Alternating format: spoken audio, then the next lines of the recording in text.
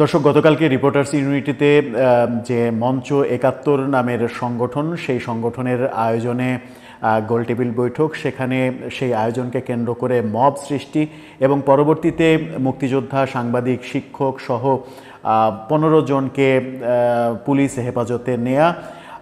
তারপরে গভীর রাতে জানা যায় যে পুলিশ তাদের বিরুদ্ধে সন্ত্রাস দমন আইনে মামলা করছে। শাহবাগ থানায় সেই মামলাটা করা হয়। আজকে সকালে তাদেরকে আদালতে তোলা হয়, চিফ মেট্রোপলিটন আদালতে। সেই আদালতে তোলার পরে তাদেরকে জামিন দেয়া হয়নি। এই তথ্য যেমন রয়েছে, তেমনি রীতিমতো বোমা ফাটানোর মতো অবস্থান ব্যক্ত করেছে গণফোরাম। ডক্টর কামাল হোসেনের ওই অনুষ্ঠানে প্রধান অতিথি হিসেবে উপস্থিত থাকার কথা ছিল, কিন্তু গণফোরাম ভিন্ন ব্যাখ্যা দাঁড় করানোর চেষ্টা করছে। যখন মঞ্চ ৭১-এর এই আয়োজনকে কেন্দ্র করে যারা মব তৈরি করলো তাদের বিরুদ্ধে শাস্তিমূলক ব্যবস্থা না নিয়ে যারা শিকার হলো মবের, তাদের বিরুদ্ধে মামলা করার বিষয়টাকে অনেকেই, সাধারণ নাগরিক, বিশ্লেষক, সাংবাদিক, বুদ্ধিজীবী অনেকেই প্রতিবাদ করছেন। সেই প্রতিবাদের মুখেই আমরা দেখলাম যে আদালতে তাদেরকে হাজির করা হলো এবং গণফোরামের উল্টো অবস্থান, সেটা নিয়েই আলোচনা করব এই ভিডিওতে। কি হলো আদালতে, গণফোরাম কি বলতে চাইলো, এর আয়োজক যারা তাদেরই বা কি অবস্থা, এর সঙ্গে সত্যি আওয়ামী কানেকশন আছে কিনা, এই আয়োজনটা কোনো নাশকতা তৈরির জন্য আয়োজন হচ্ছিল কিনা, সেটা বোঝার চেষ্টা করব এই ভিডিওতে। থাকবেন পলিটিক্স টিভির নিয়মিত আয়োজনে।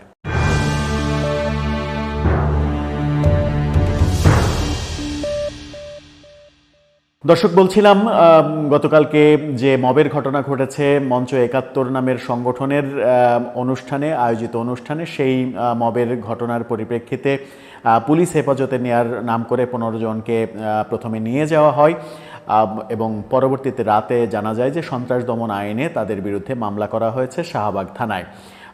আজকে তাদেরকে আদালতে উপস্থিত করা হয়েছিল। আদালতে উপস্থিত করার পরে যেটা জানা যায় সেটা হচ্ছে যে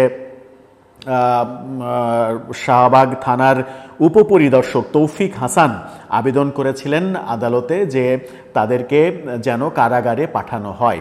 সেই চিফ মেট্রোপলিটন ম্যাজিস্ট্রেট আদালতে শুনানি হয়েছে। এই মামলার আসামিদের নাম এবার গণমাধ্যম পরিষ্কার করেছে অবশেষে।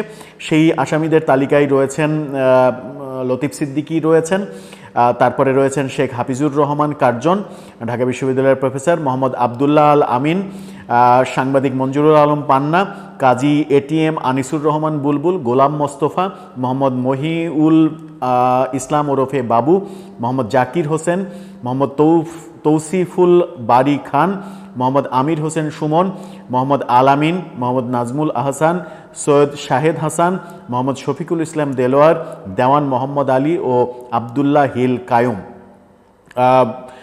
ঢাকা এই বিষয়ে ঢাকা চিফ মেট্রোপলিটন আদালতে সারা ফারজানা হকের আদালতে শুনানি হয়েছে এবং শুনানি শেষে আদালত তাদেরকে কারাগারে পাঠিয়ে দেওয়ার সিদ্ধান্ত জানিয়েছেন।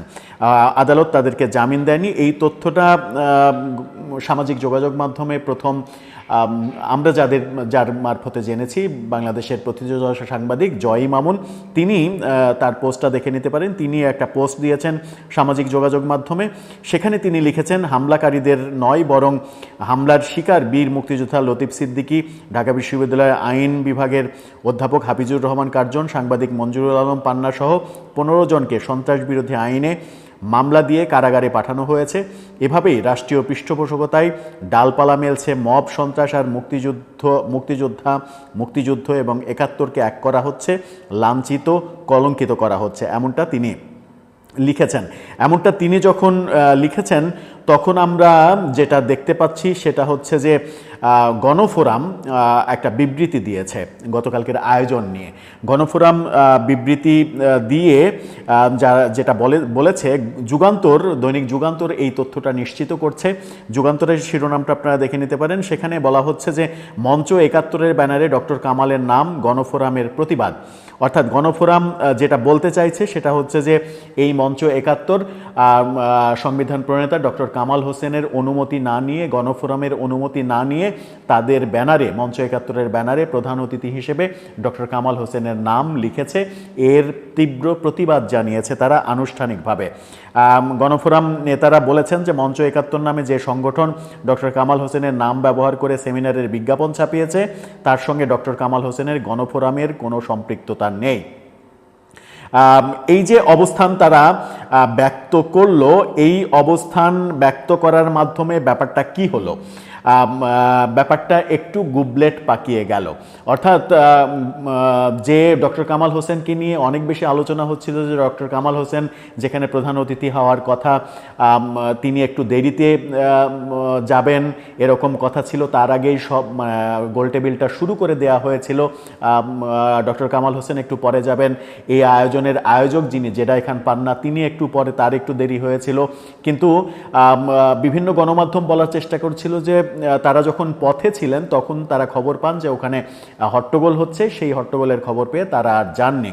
কিন্তু গণফোরাম থেকে বিবৃতি দিয়ে ব্যাপারটাকে অস্বীকার করা হলো এবং বলা হলো যে এই আয়োজনের সঙ্গে, মঞ্চ ৭১-এর সঙ্গে ডক্টর কামাল হোসেনের বিন্দুমাত্র কোনো সম্পর্ক নেই। তাহলে কি দাঁড়ালো? তাহলে কি এটা দাঁড়ালো যে জেডাই খান পান্না ডক্টর কামালের নাম ব্যবহার করেছেন এবং নাম ব্যবহার করে অন্য কোনো উদ্দেশ্য চরিতার্থ করার চেষ্টা করেছেন? আবার প্রশ্ন উঠেছে জেডাই খান পান্নাকে নিয়েও যে তার আয়োজিত অনুষ্ঠান তিনি কেন উপস্থিত থাকলেন না? তিনি উপস্থিত না থেকে তিনি কেন দেরি করলেন? তিনি হোস্ট হিসেবে তো সবার আগে যাবেন, সবাইকে বরণ করবেন, অতিথিদের বরণ করবেন, তারপরে অনুষ্ঠান শুরু হবে। কিন্তু সেখানে তিনি উপস্থিত থাকেননি। পরবর্তীতে আমরা দেখেছি যে তার যে চেম্বার, সুপ্রিম কোর্টের চেম্বার, সম্ভবত সুপ্রিম কোর্টেই অবস্থান করছিলেন তিনি, তার চেম্বার বোঝা গেছে, সেটা তার বাসার চেম্বারও হতে পারে, সুপ্রিম কোর্টের চেম্বারও হতে পারে। চেম্বারে বসে তিনি সামাজিক যোগাযোগ মাধ্যমে লাইভ করে এটার মানে প্রতিবাদ করছেন, সেরকমটা আমরা দেখেছি। এই যে মামলাটা দেয়া হয়েছে, সন্ত্রাস দমন আইনে যে মামলাটা দেয়া হয়েছে, সেই মামলায় পুলিশ কর্মকর্তারা গণমাধ্যমকে, বিবিসি যেটা নিশ্চিত করছে, বিবিসিকে তারা জানিয়েছেন যে যাদের বিরুদ্ধে মামলা দেওয়া হচ্ছে তাদের বিভিন্ন বক্তৃতা, বিবৃতি, লেখা কলাম, বই, বিভিন্ন কিছু বিশ্লেষণ করে তারা মনে করছেন যে এদের একটা সুদূর প্রসারী লক্ষ্য ছিল এবং সেই লক্ষ্যটা আওয়ামী লীগের লক্ষ্যের সঙ্গে মিলে যায়, সব কিছু একটা দিকে যাচ্ছিল, এমনটা পুলিশ অফিসার বলেছেন। যদি সেটাই হয় তাহলে মানে যদি এদের মানে সন্ত্রাস করার কিংবা নাশকতা তৈরির কোনো প্ল্যান থেকে থাকে তাহলে রাষ্ট্র নিশ্চয়ই তার বিচার করবে। কিন্তু এই যে সমস্বরে প্রতিবাদ হচ্ছে এবং কালবেলা এই ভিডিওটা যখন করছি তার মিনিট 5 আগে কালবেলা একটা ভিডিও সামাজিক যোগাযোগ মাধ্যমে তাদের যে পেজ, সেই পেজে ছেড়েছে। সেই ভিডিওতে দেখা গেল যে সবাইকে, মানে মুক্তিযোদ্ধা, সাংবাদিক, শিক্ষক সবাইকে হাতকড়া পরিয়ে আদালতে নেওয়া হচ্ছে। এটা যেমন দেখা গেছে, তেমনি সাংবাদিক মঞ্জুরুল আলম পান্না, তিনি হাতকড়া এক হাতে ছিল তার, তখন তিনি যখন আদালতের বারান্দায়, তখন 2 হাতের হাতকড়া ছিল না, এক হাতে হাতকড়া ছিল। সেই হাতকড়ার বাম হাত উঁচিয়ে তিনি সাংবাদিকদের বলছিলেন যে এই হাতে আমরা অন্যায়ের বিরুদ্ধে, জুলুমের বিরুদ্ধে, চুরির বিরুদ্ধে, ডাকাতির বিরুদ্ধে লিখি, মানে যে হাত দিয়ে লিখি আমরা তাহলে আর কোন হাত দিয়ে লিখব? আর আমরা মানে যেটা বলেছেন জাতির শ্রেষ্ঠ সন্তান, সেই জাতির শ্রেষ্ঠ সন্তানদের একটা অনুষ্ঠানে যোগ দেয়া যদি সন্ত্রাস করা হয় তাহলে কি বলার আছে?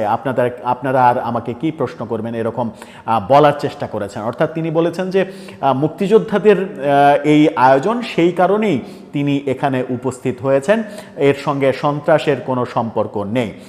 কিন্তু এই ব্যাপারটা মানে সত্য হতেই পারে, সত্য হওয়ার সম্ভাবনাই বেশি। এবং এই যে তাদেরকে গ্রেপ্তার করা, পরবর্তীতে আদালতে হাজির করা এবং আদালত মানে ভাবনার মধ্যেই ছিল যে আদালত কারাগারেই পাঠাবেন।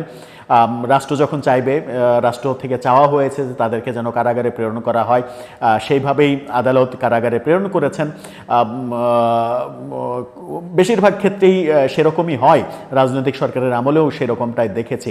কিন্তু যারা সোচ্চার প্রতিবাদ করছেন তাদের জন্য একটা চমক জাগানো খবর, যেটা এই সকালবেলা আমরা গণমাধ্যমে দেখেছি, যুগান্তরে এই খবরটা দেখে বেশ অবাকই লাগলো। এবং তখন নতুন করে অনেক প্রশ্ন মনের মধ্যে দানা বাঁধলো যে ডক্টর কামাল হোসেন যখন এই ব্যাপারটাকে ডিজোন করছেন, যখন বলছেন যে তার অনুমতি না নিয়ে, গণফোরাম যখন বলছে, ডক্টর কামাল হোসেনের বিবৃতি না, গণফোরামের দলীয় বিবৃতি, তারা যখন বলছেন ডক্টর কামাল হোসেনের সঙ্গে এটার কোনো সম্পর্কই নেই, তখন প্রশ্ন জাগে যে জেডাই খান পান্না তিনি নিজে উপস্থিত হলেন না, ডক্টর কামাল হোসেন উপস্থিত হলেন না, এখন বলছেন যে এটার সঙ্গে গণফোরামের কিংবা তার কোনো সম্পর্ক নেই। তাহলে এই আয়োজনের উদ্দেশ্যটা কি ছিল?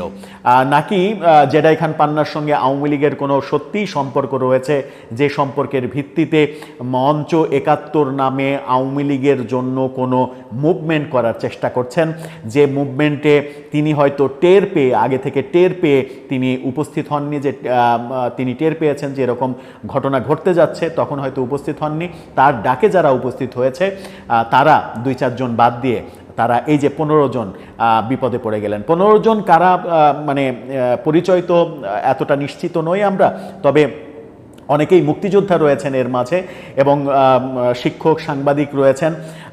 গত রাতে যে ভিডিওটা করেছিলাম সেখানে আশঙ্কা প্রকাশ করেছিলাম যে ঢাকা বিশ্ববিদ্যালয়ের মানে বরেণ্য ইতিহাসবিদ শিক্ষক ডক্টর সৈয়দ আনোয়ার হোসেন, তিনি এই অনুষ্ঠানে উপস্থিত ছিলেন, তাকে না আবার ফাঁসিয়ে দেয়া হলো।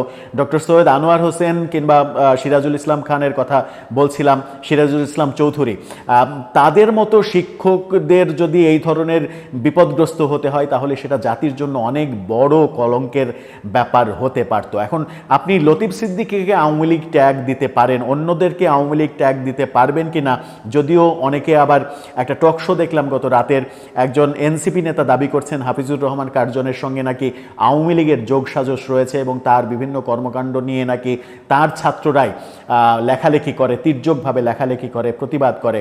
এরকমটা যদি হয়ে থাকে, আওয়ামী কানেকশন যদি থাকে, এবং সেই আওয়ামী কানেকশন থাকা তো অপরাধ হতে পারে না, কিন্তু আওয়ামী কানেকশনের ফলে যদি কোনো দুরভিসন্ধিমূলক কর্মকাণ্ড হয়ে থাকে, যেটা অনেক সময় আমরা এরকম অভিযোগও শুনি যে জুলাই আন্দোলনের সময় ঢাকা বিশ্ববিদ্যালয়ের অনেক শিক্ষক মানে এই মানে যে বৈদেশিক ষড়যন্ত্রের কথা আওয়ামী লীগ বলার চেষ্টা করে, তারা বলার চেষ্টা করে যে ঢাকা বিশ্ববিদ্যালয়ের কোনো শিক্ষকও সেই ষড়যন্ত্রের সঙ্গে জড়িত ছিল।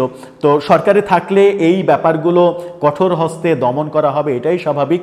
কিন্তু একটা খটকা থেকেই গেল যে ডক্টর কামাল হোসেন কেন এটাকে ডিজোন করলেন, জেডাই খান পান্না কেন গেলেন না, তার ডাকে সাড়া দিয়ে এই মানুষগুলো কেন তাদেরকে কারাগারে যেতে হলো। দর্শক, আপনার মতামত জানিয়ে লিখতে পারেন আমাদের কমেন্ট বক্সে।